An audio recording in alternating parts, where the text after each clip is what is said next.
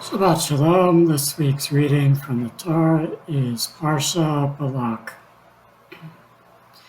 How shall I curse whom God hath not cursed? Numbers chapter 23, verse 8.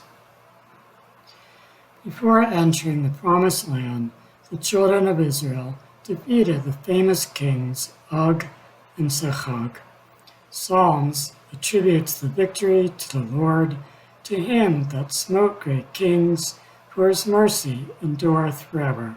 Psalms chapter 136, verse 17.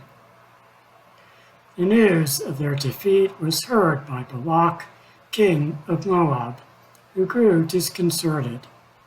Moab was overcome with dread because of the children of Israel. Numbers chapter 22, verse 3.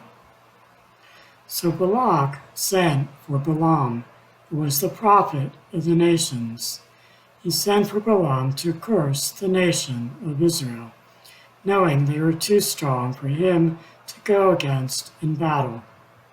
Yet, truth be told, the children of Israel would not have been a threat to them, since the Lord had told them not to go up against Moab. It was only the fear that spread amongst Moab that led them to think that a preemptive attack was possible. Balaam saddled his donkey, and on the way to Moab, God sent an angel to impede his path. 3 times Balaam's donkey stopped at the sight of the angel. Each time Balaam, who could not see the angel, struck the donkey. The 3rd time the donkey verbally rebuked Balaam. And God opened the eyes of Balaam so that he could see the angel with a sword standing in the middle of the road.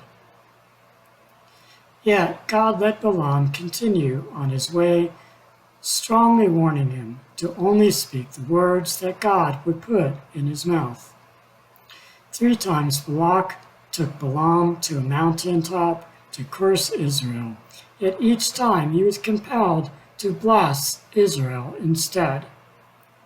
So every time Balaam attempted to point his finger, figuratively speaking, towards Israel, as if there was some immoral conduct or character trait amongst them, the Lord compelled Balaam to say the opposite in all truth, because Balaam's initial critiques did not measure up to the truth of the moral integrity and character of Israel.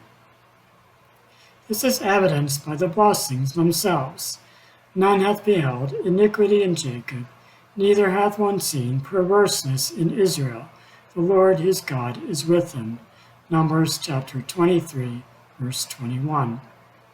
There is no enchantment with Jacob, neither is there any divination with Israel. Numbers chapter 23, verse 23. How goodly are thy tents, O Jacob, thy dwellings, O Israel. Numbers chapter 24, verse 5. And blessed be every one that blesseth thee, and cursed be every one that curseth thee. Numbers chapter 24, verse 9. Shabbat Shalom.